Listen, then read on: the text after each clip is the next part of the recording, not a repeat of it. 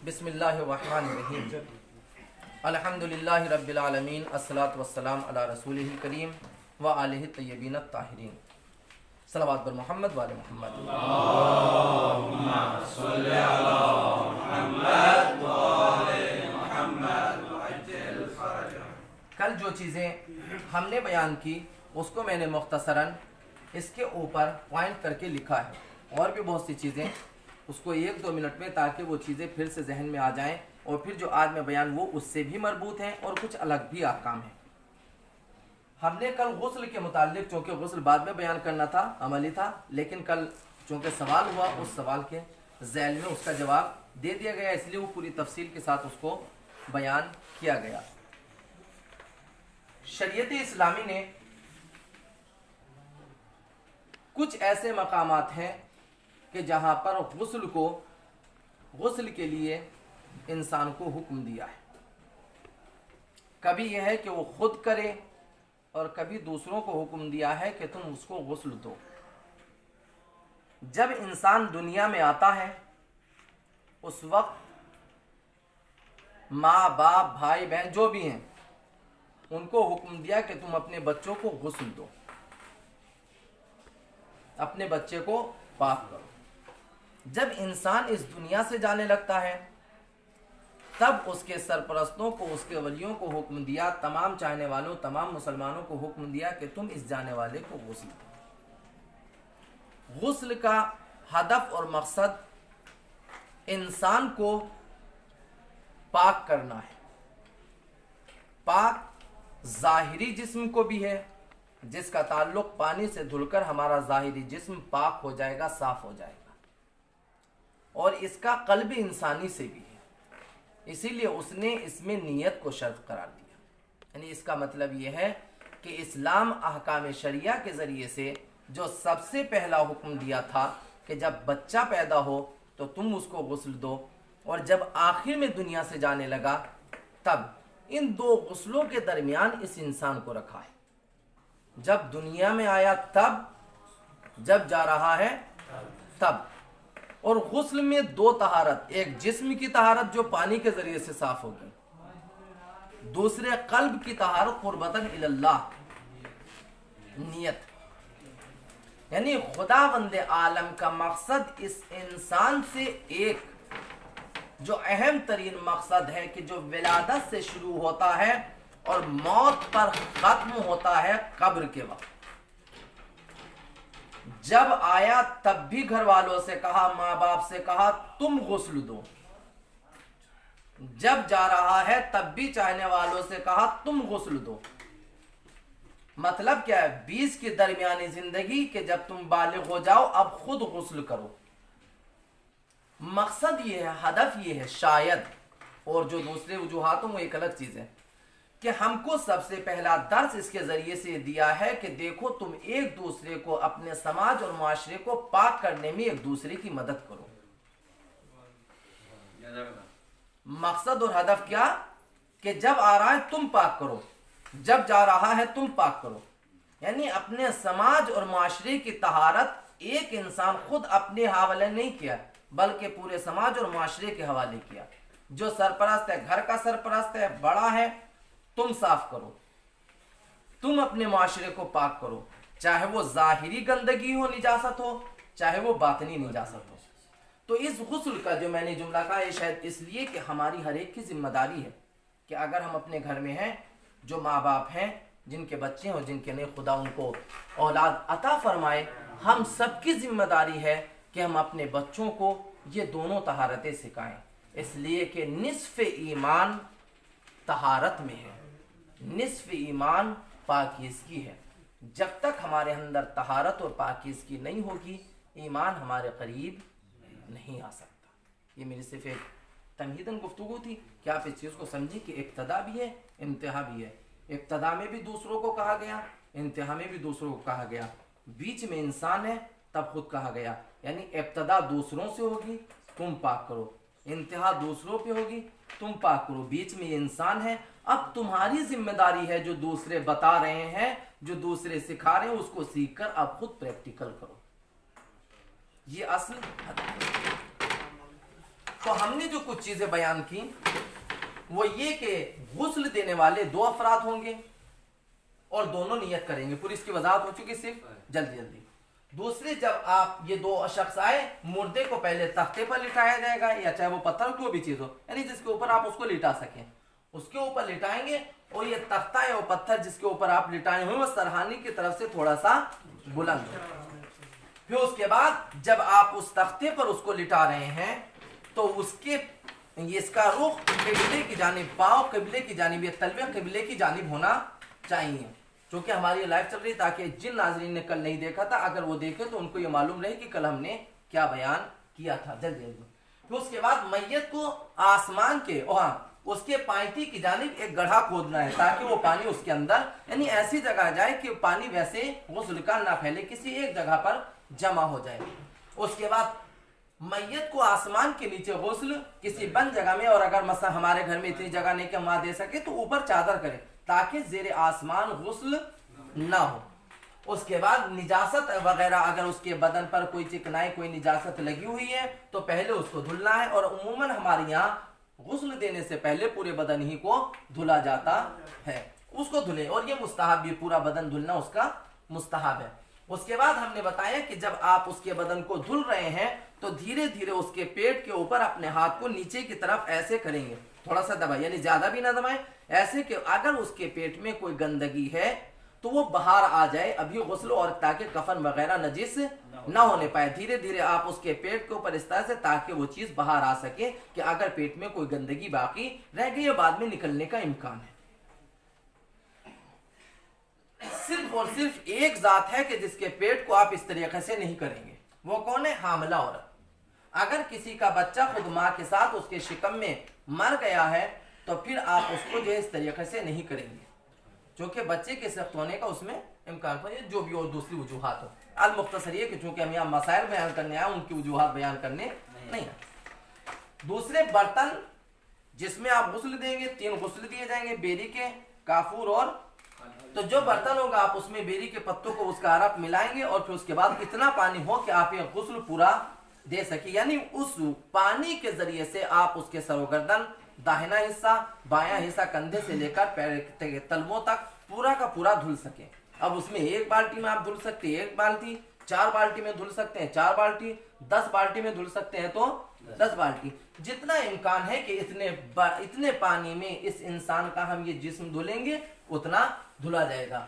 उसके बाद ये जो गुस्ल देने वाला जो अब तैयार हुआ है, जब उसने इस मैयत के बदन को धुला है, तो मुस्तहब यह है कि अपने कोहनी से नीचे तक अपने हाथ को 1 मरतबा धुल ले। कल एक सवाल किया था कि अगर इसका पानी की छींटे मेरे ऊपर आई हैं तो 2 है कि या तो उस मुर्दे के बदन के ऊपर कोई निजासत लगी हुई थी जब मैंने धुलना शुरू किया, तब उसकी छींटे मेरे ऊपर आई हैं, तो चूंकि वो खुद पानी नजिस था लिहाजा कपड़ा भी और बदन भी नजिस हो जाएगा, आप उसको उतारेंगे धुलेंगे, उसमें गुस्ल। तो अगर इस तरह की निजासत के साथ वो छींटे आपके ऊपर आई हैं तो फिर उसको पाक करेंगे आप कपड़े को। अगर आपके बदन के ऊपर आया तो आप अपने बदन को पाक करेंगे। और अगर वैसे सिर्फ पानी की छींटे हैं कि आप वो निजासत दूर कर चुके थे, अब गुस्ल दे रहे हैं, तो फिर वो नजिस नहीं करेंगे। गुस्ल देने वाला ये किबले की जानिब खड़ा होगा, उसका रुख किबले की जानिब होना चाहिए।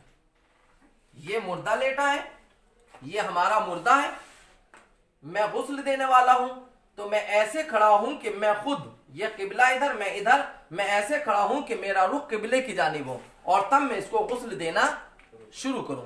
ये मुस्तहब है, यानी कोई जरूर मुमकिन है कि मैं इस तरह से गुस्ल ना दे पाऊं या मैयत इतनी, वो एक अलग चीज। एक जो मुझसे कल बाद में सवाल किया था कि साहब आपने कहा 2 आदमी, अगर मैयत इतनी वजनी है कि 2 आदमी उसको गुस्ल, एक आदमी उसको पलट ना पाए, तो क्या हम दूसरे, तीसरे, चौथे आदमी को? बिल्कुल, आप 2, 3, 4, 5 जितने आदमी से इम्कान पाया था वो सब गुस्ल दे सकते हैं। मसा एक पानी मुमकिन है, ये बेचारा पानी डाल रहा, वो जाएगा तो 1 किलोमीटर दूर है पानी लाना, वहां से लाना है, तो मुमकिन है 2-3 आदमी आप पानी लाने के लिए रखें। एक आदमी बेचारा पलट सकता है, उसको गुस्ल देना आता है, लेकिन वो कमजोर है, लाकर है, वो बेचारा नहीं दे सकते, खट्टा खट्टा वहां पे खड़ा, उसको गुस्ल देना नहीं आता, तो वो पलटने के लिए रहे और ये उसके जिस्म को धुलने के लिए। यानी आप 1 आदमी, 2 आदमी, 3 आदमी, 4 आदमी उसमें शामिल कर सकते हैं, उसमें कोई हर्ज नहीं। आप असल मकसद है गुस्ल देना।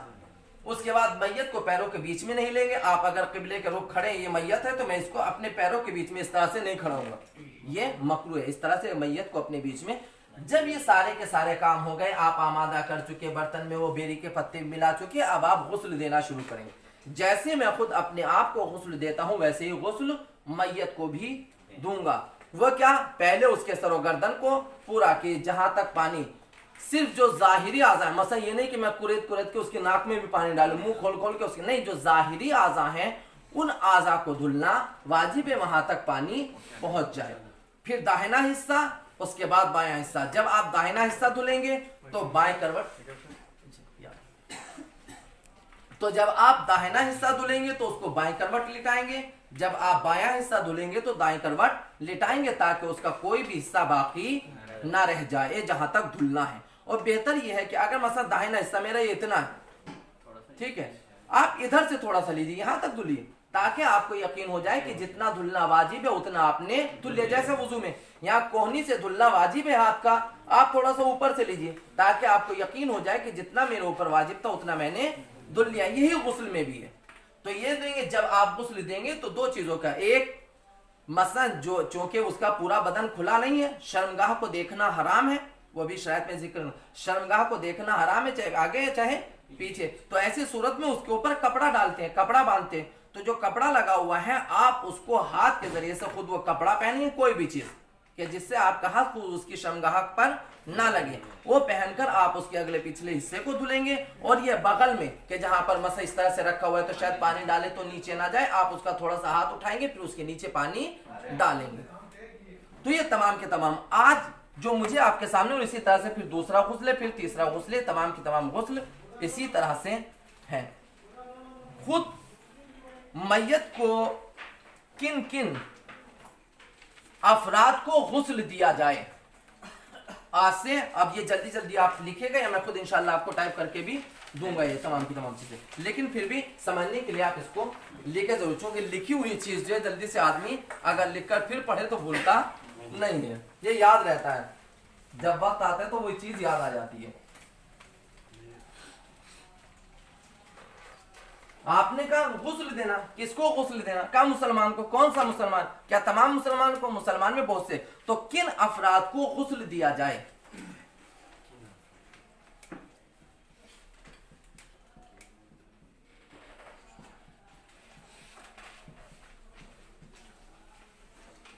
वो कौन से अफराद हैं कि जिनको गुस्ल देना वाजिब है। पहली शर्त मुसलमान, चाहे वो मर्द हो या औरत, मुसलमान, मर्द औरत कोई भी हो, आप उसको गुस्ल देंगे। मुसलमान का बच्चा, सिर्फ एक चीज जो मुस्तस्ना जिसके लिए मैं जिक्र कर रहा हूं, मुसलमान का बच्चा, कोई भी बच्चा हो, चाहे वो हलाल तरीके से दुनिया में आया हो, चाहे हराम जरिए से, और उसकी मैं चूंकि दूसरी इसकी पूरी वजह, चाहे वो हलाल शादी के जरिए से, चाहे गैर नाजायज तरीके से, अगर मुसलमान का बच्चा है तो आप उसको गुस्ल देंगे। हर मुसलमान के ऊपर वाजिब है कि उसको गुस्ल दे। सिर्फ और सिर्फ किसको, वो बच्चा सिवाय उस बच्चे के जो 4 महीने से कम का है, यानी शिकम मादर में खुद, यानी ऐसा बच्चा के जो सख्त हो गया है और 4 महीने से कम है, उसको गुस्ल नहीं दिया जाएगा। अगर 4 महीने या 4 महीने से ज्यादा का हो गया है तो फिर उसको गुस्ल दिया जाएगा। अब चाहे वो, मैंने इसकी इसलिए इसका जिक्र किया कि मुसलमान का बच्चा हो, चाहे वो हलाल जरिए से आया हो चाहे हराम जरिए, सिर्फ किसको गुस्ल नहीं दिया जाएगा, उस बच्चे को गुस्ल नहीं दिया जाएगा कि जो 4 महीने से कम का है, चाहे वो एक ही दिन कम हो। जब वो होगा, अगर ऐसी मौत हो जाती, मतलब बच्चा शिकम मादर में मर गया है, अभी 4 महीने का नहीं हुआ था, 2 महीने का, 3 महीने का, 3.5 महीने का हुआ था, ऑपरेशन करके उसको निकाल दिया गया, तो आप वैसे उसको कपड़े में लपेटेंगे और ले जाकर उसको दफन कर देंगे। ठीक है, ये सब गुस्ल देने की उसको जरूरत नहीं है।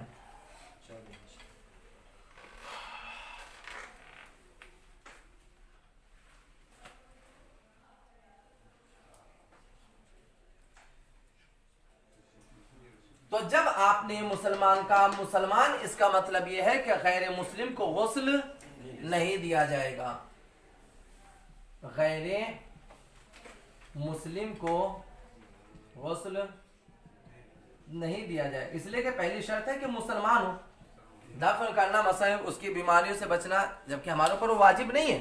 मतलब मेरे माहौल में, मेरे गांव में किसी हिंदू का या किसी भी मसला गैर मुस्लिम का इंतकाल हो गया, मर गया, कोई ऐसा दूसरा नहीं है कि जो उसको मसला जो उनके रस्म रिवाज है उसके एतबार से उसकी तमाम जरूरियात को पूरा कर सके, चाहे उसको जलाना हो, चाहे उसको दफन करना हो, जो भी, चूंकि अलग अलग सबके यहाँ है। अगर वैसे ही लाश रहेगी तो पूरे समाज और माशरे के लिए वो बीमारियों का खतरा है।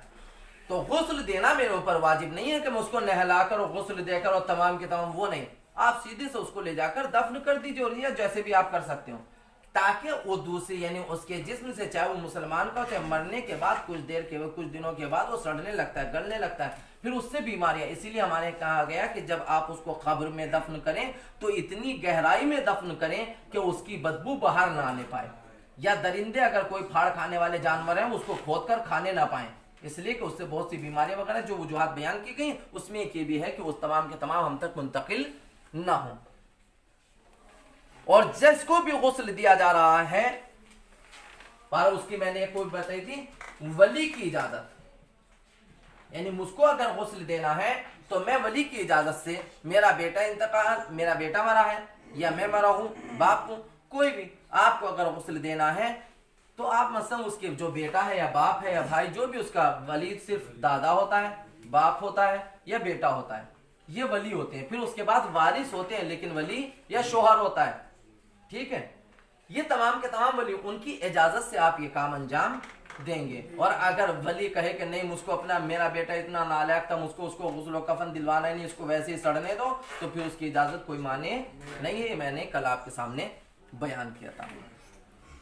खुद अब जो गुस्ल दे रहा है उसके शराइत क्या है, वो कैसा इंसान होना चाहिए कि जो मैयत को गुस्ल देने जा रहा है, जो मैयत को गुस्ल देना चाहता है, तो खुद गुस्ल देने वाले के शराइत, ये मैं इसलिए जल्दी जल्दी इनको जिक्र कर दूं ताकि फिर इंशाल्लाह कल या परसों से प्रैक्टिकल हम लोग शुरू करें, खुसूसन कफन वगैरह के।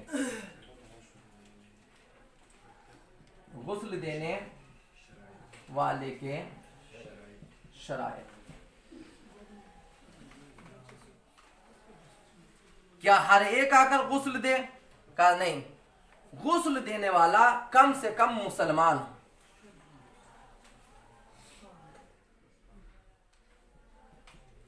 अगर मोमिन तो फिर बेहतर, कम से कम मुसलमान हो, ला इलाहा इल्लल्लाह मुहम्मदुर रसूलुल्लाह कहता हो। पहली चीज कि वो मुसलमान हो। दूसरे, जो हमको गुस्ल दे रहा है मसाइल से वाकिफ हो, आगाह हो, जानता हो। पता चले हम ऐसे गुस्ल देने वाले को बुला लें कि जिसको पता ही नहीं गुस्ल कैसे दिया जाएगा या मैयत के साथ कैसे सुलूक किया जाएगा। जैसे गुस्ल देने वाले बहुत सी जगहों पर होते हैं, शराब पी के आते हैं और हम उन्हीं से गुस्ल दिलवा रहे हैं, ये सही नहीं है। जो नशे में वो क्या गुस्ल देगा, यानी इस तरह से हो चुका है बहरहाल, तो उसको फिर दोबारा गुस्ल दिया गया। तो जहां पर ऐसा हुआ, ऐसा इंसान हो कि जो दीदार हो, मसाइल जानता हो कि ये वाजिब मसला पहले ये किया जाएगा, फिर ये किया जाएगा, फिर ऐसे, कम से कम गुस्ल के मसाइल जानता हो। अगर वो गुस्ल के मसाइल जो नहीं जानता है, वो गुस्ल भी सही से नहीं दे सकते। ये जरूरी नहीं कि वो किताब ही में जाकर पढ़े, किसी से सुना, सीखा, सीखने के बाद वो उसके ऊपर अमल कर रहे हैं। जानता हो कि ये हमारी, ये मेरी जिम्मेदारियां हैं, मुझको गुस्ल ऐसे देना, पहले इससे देना, फिर इससे देना, फिर इससे, पहले ये धुलना, फिर ये धुलना, फिर इससे, कम से कम इतने मसाइल की जो वो गुस्ल दे रहा है, उन मसाइल को जानता हो। अगर कोई ऐसा शख्स है कि जो उन मसाइल को नहीं जानता, तो वो गुस्ल नहीं देगा, या कम से कम ऐसा शख्स वहां पर मौजूद हो कि जो बताए कि इसको ऐसे दो। एक मसलन मैं हूं मोहताज, मसला खड़ा नहीं हो सकता या हिल नहीं सकता अपनी जगह से, लेकिन तमाम मसाइल जानता हूं। एक आप हैं, मसलन मसाइल नहीं जानते लेकिन ठीक ठाक हैं, आप इसको गुस्ल आराम से दे सकते हैं, तो मैं वहां पर रहूंगा, बताऊंगा ये ऐसे करो, ये ऐसे करो, ये ऐसे करो। तो वहां पर ये भी हो सकता है मसाइल जानने के, खुद वो जिस वक्त गुस्ल दे रहा है वो गुस्ल यानी सही होना चाहिए। अगर गुस्ल मैं यहीं पर जिक्र कर दूं अहकाम को, उसमें भी अगर गुस्ल सही नहीं हुआ है या कफन सही तरीके से नहीं पहनाया गया है और मुझको यकीन है कि ये जो गुस्ल दिया गया वो सही नहीं है, तो मेरी जिम्मेदारी है कि मैं दोबारा से गुस्ल दूं। और अगर यकीन नहीं है, शक है कि पता नहीं सही से दिया होगा कि नहीं दिया होगा, वहां पर नहीं। अगर हमको यकीन है कि जो गुस्ल दिया गया है वो सही तरीके से नहीं दिया गया तो दोबारा दिया जाएगा।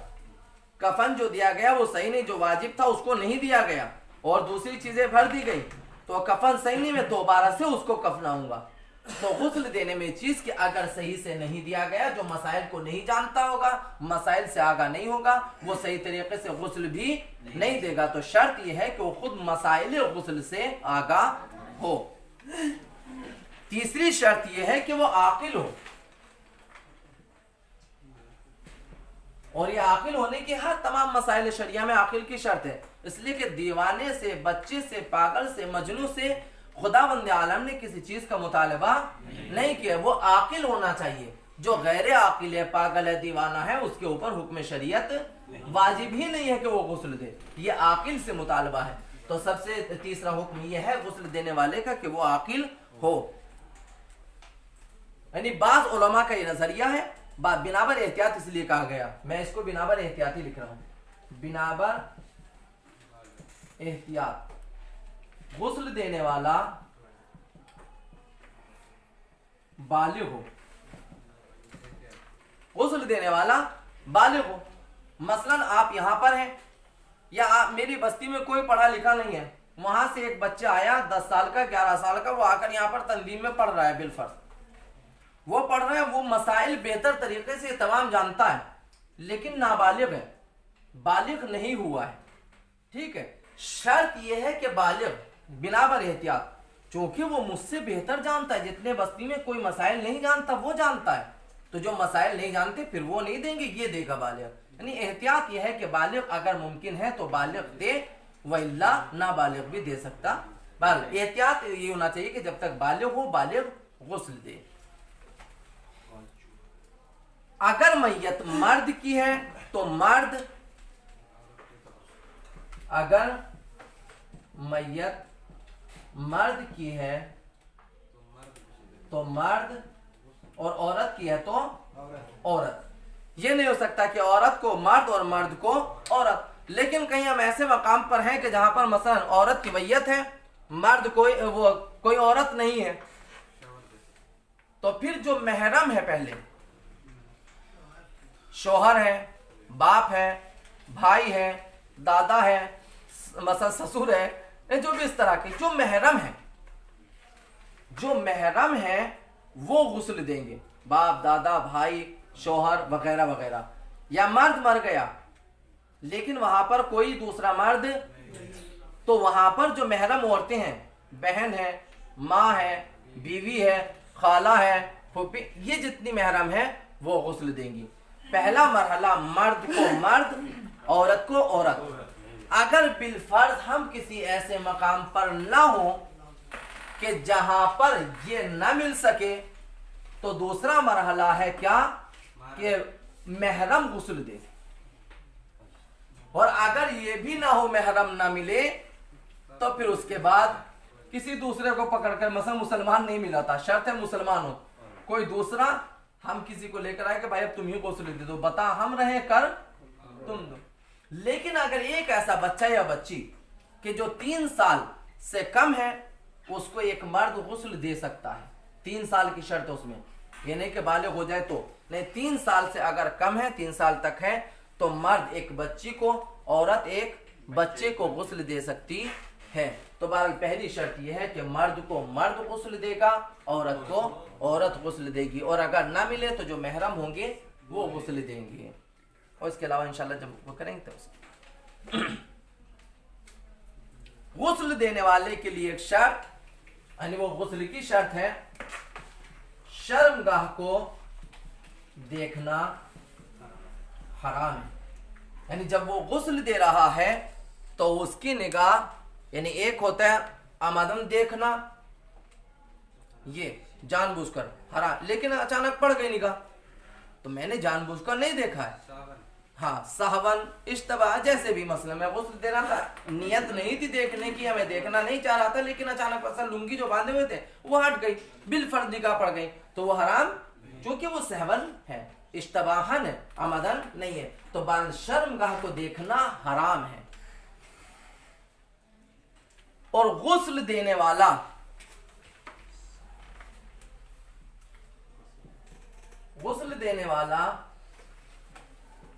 मजदूरी नहीं ले सकता।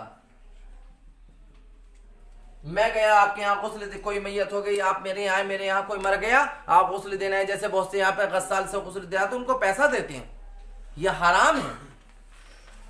मजदूरी लेना इस गुस्ल की हराम है। हाँ, उसके मुकद्दमात हैं, क्या पानी लाना है फला जगह से भर के, आप इतना पैसा दीजिएगा तो हम पानी लेकर आएंगे, वो हराम नहीं है। काफूर लाना है, बर्तनों को धुलना है, और यानी जो गुस्ल असले गुस्ल है उसका पैसा लेना, मजदूरी लेना हराम है। लेकिन जो उसके मुकद्दमात हैं उनकी मजदूरी लेना हराम नहीं है, बल्कि आप देंगे, मैं दूंगा। मांगना हराम है ना? नहीं, उसका मांगना भी हराम नहीं है। गुस्ल का, हाँ, सिर्फ असले गुस्ल का मजदूरी मांगना हराम है। नहीं, वो मजदूरी नहीं होगी ना, फिर वो मजदूरी नहीं होगी। एक मैंने कहा कि मैं आपके इस मुर्दे को गुस्ल दूंगा, लेकिन मैं 1000 रुपया लूंगा, 2000 लूंगा, वो आया काम करने के लिए मजदूरी पर, यह हराम है। लेकिन उसने कहा कि देखिए मैं आपके यहाँ गुस्ल दूंगा, लेकिन जो मैं पानी लेकर आऊंगा, जो मैं आपके बर्तन धुलूंगा, जो मैं ये काम करूंगा, इसका पैसा लूंगा, मैं गुस्ल का पैसा नहीं ले रहा, मैं इस चीज का पैसा, तो वो हराम नहीं है। खुद गुस्ल का पैसा लेना है, जो पानी डाल के आप सर को धुल रहे हैं, आधे हिस्से को धुल रहे हैं, फिर बाएं हिस्से को, इस काम का पैसा लेना हराम है।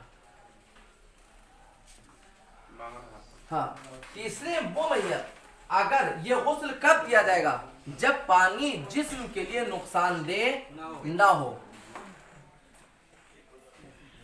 गुस्ल उस वक्त दिया जाएगा, यानी देने वाला देगा, जब पानी नुकसान दे ना हो या इस्तेमाल ना कर सकते हो आप,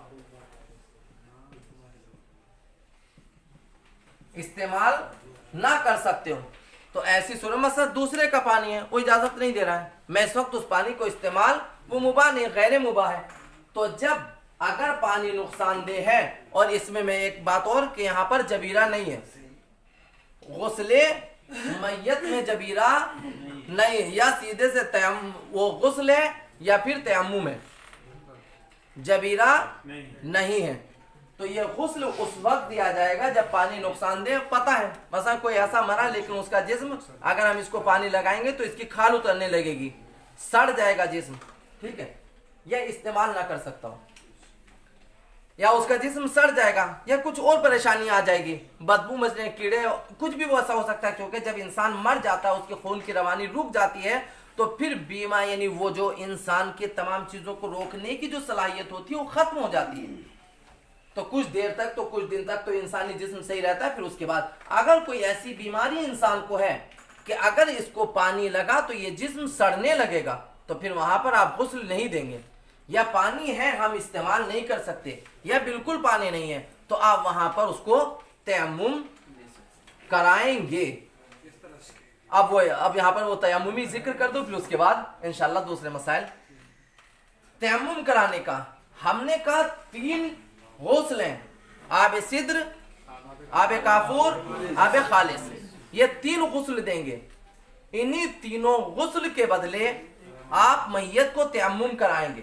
मसलन ये मैयत यहां पर लेटी हुई है मेरे सामने, मैं इसको पानी नहीं लगा सकता, पानी नहीं दे सकता, नियत करूंगा मैं कि मैं इस मैयत को तयम्मुम कराता हूं आब सिद्र के बदले, क़ुर्बतन इल्लल्लाह, इल्लल्लाह नहीं, इल्लल्लाह। ये हाथ जैसे आप तयम्मुम में रखते हैं वैसे ही जमीन पर मारेंगे।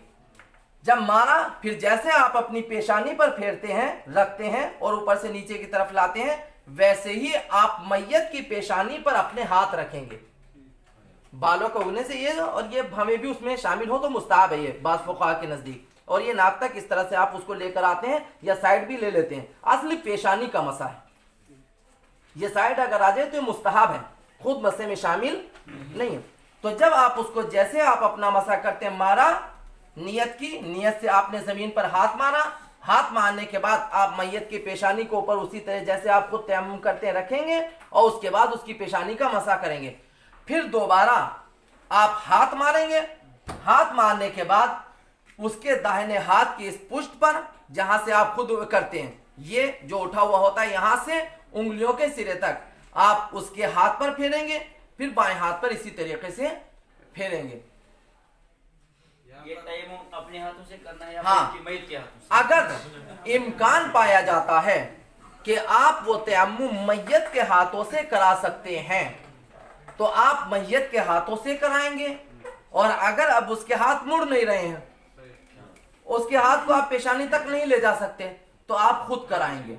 अगर इम्कान है कि ये तयम्मुम आप मैयत के हाथों से कराएं तो मैयत के हाथों से, और अगर इम्कान नहीं है तो अपने हाथों से आप उसको तयम्मुम, तो पहला तयम्मुम आपने आब सिद्र के जरिए से किया, उसके बदले किया, फिर दोबारा फिर आप नियत करेंगे कि मैं इस मैयत को तयम्मुम कराता हूं आब काफूर के बदले कुर्बतन इल्लाह, आपने फिर उसी तरीके से अपने हाथ को जमीन पर मारा, फिर वैसे जैसे आप तयम्मुम करते वैसे ही तयम्मुम कराएंगे। इसी तरीके से तीन मरतबा पूरा पूरा जो है दाहिने हाथ का, बाएं हाथ का, फिर तीसरी मरतबा नियत करेंगे। ये मुस्तहब भी है, ठीक है, और कुर्बतन इल्लाह इसमें शामिल रहेगी। तो अगर ऐसी सूरत हो जाए, बस इसमें फिर वही है कि अगर इम्कान है कि मैयत के हाथ से, मतलब मैंने अपने हाथ में मिट्टी ली, जमी हुई मिट्टी है, मैंने ले ली, मैं ठीक है उसको मोड़ के इस तरह से उसको दोनों हाथ को जमीन पर नहीं लगवा सकता क्योंकि वो लेटी सीधी मैयत लेटी हुई, हम उसको कैसे लगवाएं।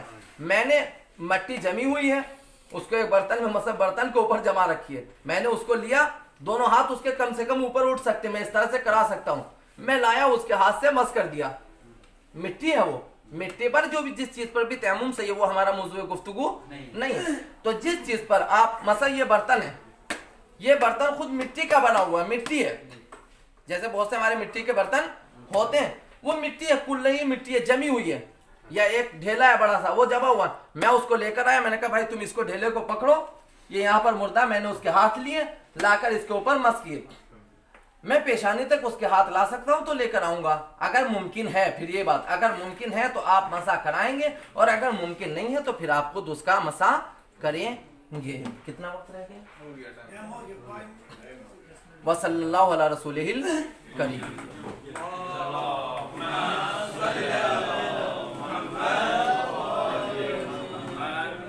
कल कुछ आकाम बयान करने के बाद इंशाल्लाह फिर परसों से जो है हम लोग वो करेंगे, प्रैक्टिकल करेंगे। कल मैं कफन का पूरा वो तरीका आपको बताने की कोशिश करूँगा इंशाल्लाह।